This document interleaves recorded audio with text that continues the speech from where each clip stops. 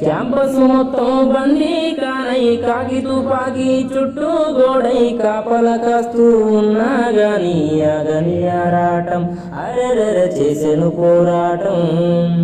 Hostel మెస్సుకు తాళం వేస్తూ తాగి నీళ్లను కట్టడి చేస్తూ కష్టాలెన్నో పెట్టిన గాని వీడని వీరత్వం అది మన విద్యార్థి తత్వం.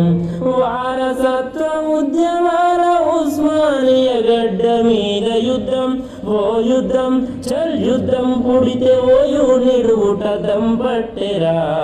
ఆ యుద్ధంలో ప్రతి విద్యార్థి ప్రతిబింబమాయరా ప్రతిబింబమాయరా.